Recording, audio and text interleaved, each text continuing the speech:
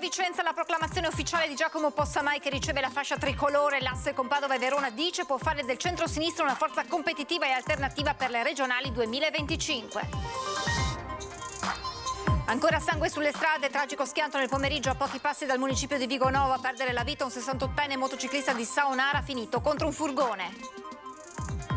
Si presenta in un'autofficina di Nervesa per consegnare dei documenti ma viene azzannato da un Doberman. 59enne di Eraclea ricoverato in ospedale in gravi condizioni con profonde ferite al volto. Il 10 settembre 2021 uccise la giovane moglie a colpi di pistola fuori dalla ditta dove lavorava a Noventa Vicentina. Ergastolo per il 62enne operaio Pierangelo Pellizzari. Dopo l'omicidio era scappato, una fuga durata oltre 24 ore. Un incendio scaturito dai pannelli fotovoltaici devasta la copertura della storica cantina Sandre di Campo di Pietra di Salgareda. Il titolare: buttati anni di sacrifici. Interdittiva antimafia emessa dal prefetto di Padova a carico di una società attiva nel trasporto dei rifiuti considerata vicina alla camorra. Aveva la sede sociale in Veneto per aggirare i controlli. Atti osceni nei confronti di minorenni all'uscita da scuola. Le immagini girate con il cellulare da una ragazzina hanno permesso alla polizia di rintracciare il responsabile, un quarantenne vicentino. 28 spettacoli in 14 comuni di tutte le province del Veneto, il progetto del Teatro Stabile e Arte Event tra giugno e luglio per i 400 anni del Teatro Goldoni di Venezia. Buonasera e ben ritrovati con l'edizione regionale di Antenna 3. Queste dunque le principali notizie di questa sera, ma subito in apertura il sondaggio che vediamo insieme con la grafica. Questo è il sondaggio, il quesito al quale vi chiediamo di rispondere. Meno soldi in tasca, farete vacanze più corte? 0422 162 6691 se la risposta è sì, 0422 162 6690 se la risposta è no. L'esito questa sera nel corso di Ring. E allora veniamo alla politica in primo piano, perché Vicenza da oggi ha un nuovo sindaco, cerimonia di proclamazione di Giacomo Possamai a Palazzo Trissino. Buongiorno, buongiorno. Ciao Giacomo. Il nuovo sindaco di Vicenza fa il suo primo ingresso ufficiale a Palazzo Trissino. Buongiorno, buongiorno.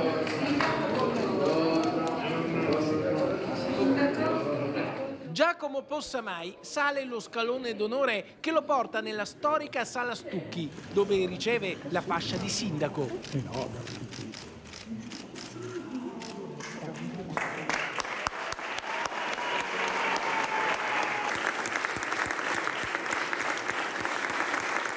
Applausi, momenti intensi per il nuovo sindaco, emozionato. Sono molto emozionato, ma d'altronde chi non sarebbe emozionato di poter fare il sindaco della propria città, e quindi insomma oggi c'è l'emozione, con emozione però incominciamo questa esperienza.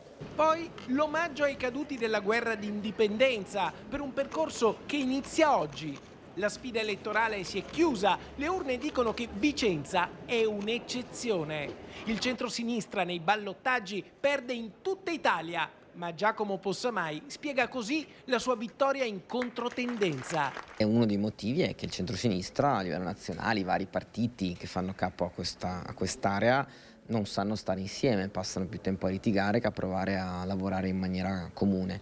A Vicenza abbiamo fatto un'altra cosa, cioè ci siamo messi al tavolo dall'inizio, ragionando su quali erano le cose che ci facevano stare insieme, i motivi di unità, e abbiamo fatto una campagna pulita, senza sbavature, con messaggi univoci, senza che nessuno abbia mai litigato o discusso, e i vicentini evidentemente hanno apprezzato questo tipo di impostazione. E così oggi nasce la nuova Vicenza a trazione PD. È un'alleanza con le altre città amministrate dal centrosinistra, Padova e Verona, per portare avanti politiche comuni.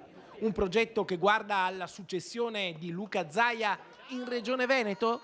Dai sindaci di Padova, Vicenza e Verona può nascere una proposta alternativa che evidentemente, se riportata a livello regionale, ci renderebbe per la prima volta sostanzialmente competitivi o comunque in partita. Quindi noi possiamo dare un contributo di idee e di proposta e lo faremo.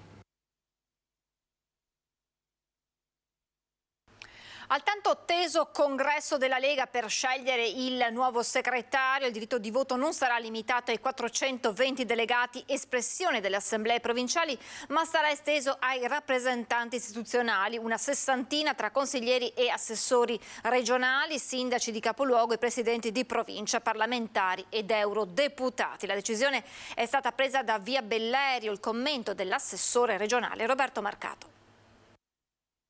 Roberto Marcato, in attesa di conoscere la data in cui insomma la Lega potrà scegliere i vertici regionali, è stata definita la modalità di voto. È soddisfatto?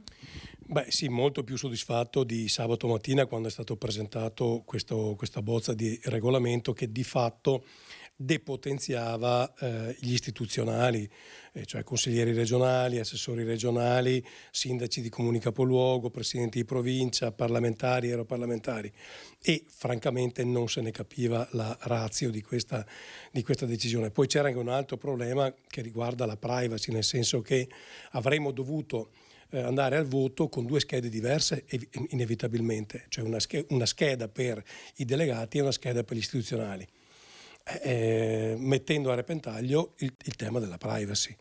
Quindi insomma io ho chiesto in maniera netta di modificare questo articolo, di cassarlo completamente, e così è stato. Insomma, quindi oggi gli istituzionali vanno al voto con lo stesso potere di voto dei delegati. Ecco, è un voto molto atteso da parte della Lega Veneta, che poi segnerà il futuro, visto che ci sono appuntamenti elettorali importanti e in ballo ci sono proprio le regionali. No, è necessario farlo quanto prima, perché noi l'anno prossimo avremo le europee, avremo la tornata, quella grossa dei comuni, e avremo anche, se poi non saltano alcuni meccanismi, dovremo avere anche l'elezione delle nuove province, quindi province che saranno con un potere politico vero, per cui sono 3 appuntamenti elettorali estremamente importanti. E dopo quello che è accaduto a queste amministrative, dopo quello che è accaduto alle politiche, per noi diventano appuntamenti straordinariamente importanti, e quindi c'è bisogno che il partito sia in ordine, che i militanti ritrovino la voglia di tornare a fare politica nei nostri gazebo, in piazza, nei comizi, porta a porta, insomma. C'è bisogno di rimettere in moto in maniera vigorosa il nostro partito.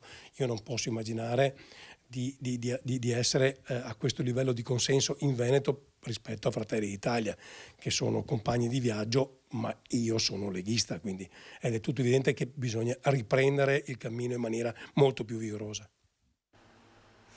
Siamo alla cronaca, andiamo nel veneziano con un incidente mortale nel pomeriggio a Vigonovo. A perdere la vita in sella alla sua moto un 68enne padovano di Saonara. Un sorpasso, poi lo schianto. Incidente mortale nel primo pomeriggio, poco dopo le 15:30 a Vigonovo, in via Roma, davanti al municipio.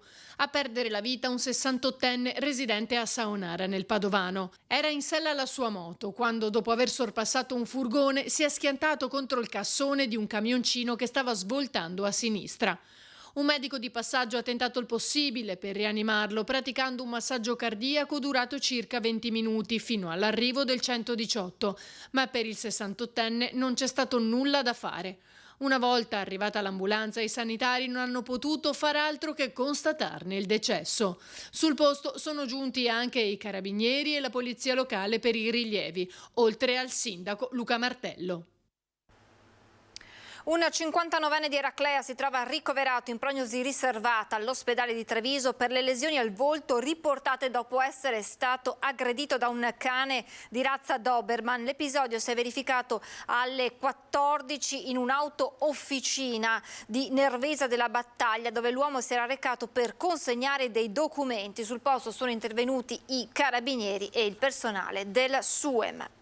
È stato condannato all'ergastolo l'uomo che a Noventa Vicentina uccise la moglie mentre si recava al lavoro. L'uomo sparò a bruciapelo alcuni colpi di pistola contro la donna e fuggì minacciando alcuni testimoni. Ergastolo per Pierangelo Pellizzari, l'uomo che il 10 settembre 2021 a Noventa Vicentina uccise a colpi di pistola la moglie nigeriana Rita Amenza di 31 anni. Lo ha stabilito oggi la Corte di Assise di Vicenza, che ha condannato inoltre l'uomo di 62 anni a pagare 300.000 euro di risarcimento ai 3 figli minorenni di Rita che vivono in Nigeria e alla sorella Joy. Un provvedimento severo che ha accertato la premeditazione per l'agguato che Pellizzari mise in atto nei confronti della moglie mentre si recava al lavoro verso le 7. La donna si era allontanata di casa per paura del marito a seguito dei violenti litigi dovuti all'imminente divorzio della coppia. Per i giudici fu economica la principale causa del delitto. Pellizzari è stato condannato inoltre per ricettazione, porto abusivo d'armi, rapina e minaccia. Ha tentato di tagliarsi i polsi ferendosi con un coltello Bernardo Rossi, 61enne di Verona, che ha tenuto in casa per almeno 5 anni il corpo della madre Elga, continuando ad incassare la pensione. L'uomo, che in questi giorni soggiornava in un albergo in provincia, si sarebbe inferto alcuni tagli ai polsi e poi avrebbe chiamato le forze dell'ordine, venendo così soccorso. Ora è ricoverato in ospedale ma è fuori pericolo. Rossi è accusato di occultamento di cadavere e truffa aggravata ai danni dello Stato. Un incendio scaturito dai pannelli fotovoltaici ha devastato la copertura della storica cantina Sandre di Campo di Pietra di Salgareta, siamo in provincia di Treviso. Nessuno si è fatto male, questa è una gran cosa, però sono anni di sacrifici. Gli occhi di Marco Sandre diventano lucidi come quelli di tutte le persone che assistono impotenti dall'altro lato della strada all'incendio che sta divorando la copertura della storica cantina di via Risorgimento a Campo di Pietra. È partito da un sistema fotovoltaico, da un impianto fotovoltaico, non so cosa, se è un circuito o cosa. Siamo accorti a mezzogiorno e tempo di chiamare i vigili del fuoco. Abbiamo visto il fumo all'inizio e poi le fiamme. Ci ha messo poco a propagarsi, ci pare di capire. Esatto, perché tutto il tetto è in legno dell'azienda. La nube di fumo acre è visibile a chilometri di distanza. Il via vai dei vigili del fuoco provenienti dai comandi di Treviso e Mestre, 30 operatori con 11 mezzi impegnati nel non facile tentativo di evitare la propagazione del fuoco al resto della struttura. È un'azienda di famiglia storica qui dal territorio? Sì, la cantina Sandre è molto conosciuta nel nostro territorio per il vino, per tutto, hai capito? Però dispiace molto questa situazione qua. No? Il tetto tutto in legno, guarda come stanno venendo giù adesso. Sono cose che succedono purtroppo, non si vorrebbe mai, ma così. Un secolo di storia la cantina Sandre, sul tetto l'impianto fotovoltaico già da una ventina d'anni. Non aveva mai dato problemi, dicono, ma dopo Asolo e Pasiano questo in zona è il terzo incendio che scaturisce dai pannelli in pochi giorni. Che impressione le fa? È brutta perché fatica a spegnere questo incendio, il fotovoltaico fa una fatica a spegnerlo. È un dispiacere vederlo. Purtroppo anche perché è un amico. Purtroppo succede, ma bisogna sempre stare attenti, ma speriamo si sistemino presto, mi dispiace per loro. Sul posto l'ambulanza del SUEM, ma anche polizia locale e carabinieri per gestire il traffico. Interdittiva antimafia per un'azienda di rifiuti a Padova, aveva sede in Veneto ma lavorava in provincia di Napoli. La sede sociale figurava essere a Padova, ma le loro attività erano tutte nel napoletano. La scelta della città euganea era stata fatta per poi richiedere l'iscrizione nelle cosiddette white list della prefettura per ottenere la documentazione antimafia. I controlli del gruppo interforze coordinato dalla prefettura di Padova hanno però intercettato una ditta di trasporto rifiuti di Napoli che risultava vicino alla camorra e per questo è scattata l'interdittiva antimafia emessa dal prefetto di Padova Raffaele Grassi.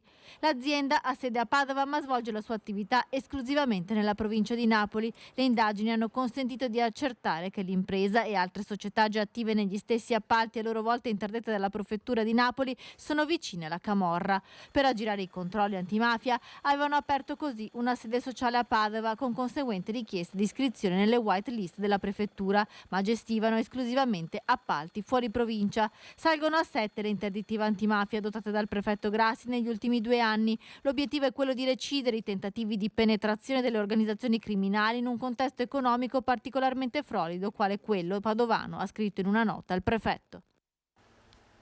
Rubavano biciclette costose dai garage e dai negozi di numerose province del nord Italia sfondando le vetrine. Sgominata una banda di ladri di biciclette. La tecnica era collaudata. Un furgone rubato veniva usato come ariete per sfondare la vetrina di un negozio di biciclette di alta gamma, da cui venivano velocemente sottratte e caricate sul mezzo. Fermata dagli uomini della squadra mobile della questura di Padova, una banda che ha messo a segno colpi in tutto il nord Italia. Tra il dicembre del 2021 e il maggio del 2022, la banda ha colpito nelle province di Padova, Verona, Treviso, Bergamo, Brescia, Varese e Reggio Emilia. 25 colpi con un bottino di centinaia di migliaia di euro. Oltre agli assalti ai negozi di bici, i criminali erano specializzati anche nei furti in abitazione, da cui accedevano forzando i basculanti di box e garage. Gli agenti della squadra mobile padovana hanno fermato 2 moldavi di 22 e 23 anni residenti nella provincia di Padova e un serbo di 43 anni residente a Breganze in provincia di Vicenza. L'indagine è partita nel febbraio del 2022, quando in un'abitazione di un sospettato di Selvazzano a Padova venivano rinvenute numerose biciclette sportive sia integre che smontate del valore di circa 60.000 euro. Dalle indagini è emerso che l'uomo aveva inviato via WhatsApp numerose immagini di biciclette rubate al 43enne serbo. La procura ha avviato un'ulteriore indagine che ha portato ben presto ad attribuire alla banda numerosi altri colpi simili, tutti commessi nelle regioni del nord Italia. Oltre ai 3 banditi che hanno ricevuto misure cautelari, sono stati identificati altri 7 soggetti componenti della banda. Atti osceni nei confronti di minorenni all'uscita da scuola. Le immagini girate con il cellulare da una ragazzina hanno permesso alla polizia di risalire al responsabile. Un insegnante italiano di 40 anni è stato denunciato per atti osceni in luogo pubblico. L'uomo aveva cercato di attirare le attenzioni delle ragazzine all'uscita di scuola nei pressi della fermata dei bus di fronte ad un istituto scolastico di Viale San Lazzaro. Si appartava all'interno della propria autovettura con la portiera semiaperta con l'intenzione di farsi osservare. Ad incastrarlo le immagini girate con il cellulare da una studentessa minorenne che aveva osservato la stessa scena ripetuta il giorno precedente. Il video, inequivocabile, consegnato dalla madre della ragazzina agli agenti della Polizia di Stato ai quali aveva denunciato i fatti, ha permesso agli agenti di risalire al responsabile grazie al numero di targa della vettura. Il 40enne è stato individuato e portato in questura ieri. L'uomo alla fine ha ammesso le proprie responsabilità. Per lui il questore, vista la gravità dei fatti, ha disposto inoltre la misura dell'avviso orale. In corso accertamenti sulle responsabilità dell'insegnante in altri episodi simili. Ci fermiamo per la pubblicità, tra poco.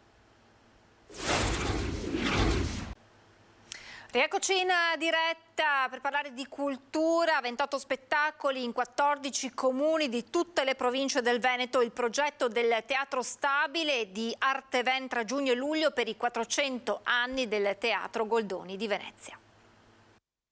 Festeggiare un teatro che sta per riaprire significa portarlo fuori, portarlo in mezzo ai borghi, alle comunità, ai villaggi, in mezzo alla socialità. Questo è il fil rouge, cioè il teatro che diventa il fuori da sé e il territorio veneto. Da qui nasce il Teatro Viaggiante, a 8 mesi dall'inizio delle celebrazioni per i 400 anni del Teatro Goldoni di Venezia. Un cartellone teatrale diffuso che toccherà 14 comuni del Veneto delle 7 province per un totale di 28 spettacoli. Portiamo un po' ovunque nel Veneto il meglio del teatro di questa regione, nazionale e internazionale. Un progetto promosso dal Teatro Stabile del Veneto con circuito Arteven, comune e regione, reso possibile grazie a investimenti privati, perché da sole le istituzioni non bastano. Attraverso la cultura e attraverso questo rapporto tra pubblico e privato promuoviamo la nostra comunità e tutte le produzioni e le eccellenze del nostro territorio. Per noi è un grande investimento verso il futuro per riannodare quel filo che si è spezzato con la pandemia con il pubblico dei teatri, per riportare la gente nei teatri e soprattutto per costruire una nuova relazione, un nuovo legame con un pubblico nuovo, giovane, che ci permetta anche di guardare con grande forza al futuro. Gli spettacoli, gratuiti ma preferibilmente con prenotazione, si svolgeranno dal 13 giugno al 29 luglio. La cultura e il teatro in particolare non debbano appartenere a pochi privilegiati, a un'elite di colti, ma assolutamente sia di tutti, e più siamo meglio è. L'invito è che la cittadinanza partecipi in modo molto attivo a questi spettacoli, che ciascuno porti qualcun altro in modo che possiamo davvero allargare la rete e abbattere queste barriere culturali prima di quelle architettoniche. È davvero tutto, vi lascio le previsioni del tempo, grazie per essere stati con noi e buona serata.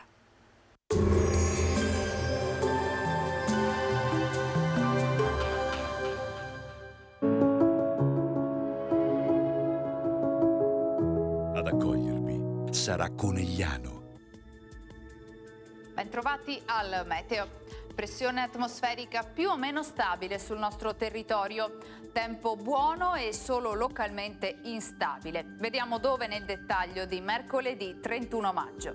Sul Veneto il mese si conclude con cielo in prevalenza soleggiato. Nella seconda parte della giornata sulle zone montane e pedemontane saranno possibili delle precipitazioni in locale estensione fin verso le pianure limitrofe. Temperature sostanzialmente stazionarie, minime tra 12 e 18 gradi, massime invece tra i 24 e i 27 gradi all'incirca. Spostiamoci ora sul Friuli Venezia Giulia. Anche in questo caso cielo velato con qualche rovescio o temporale dal pomeriggio, più probabilmente sui monti. Su pianura e costa soffierà bora moderata. Temperature minime sui 17-19 gradi, massime intorno ai 25-27 gradi.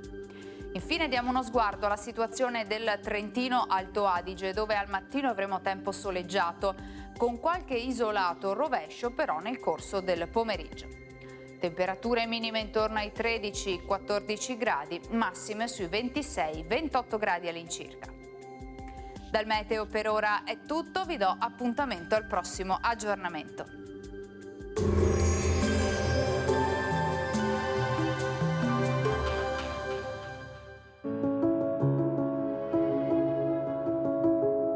Ad accogliervi sarà Conegliano,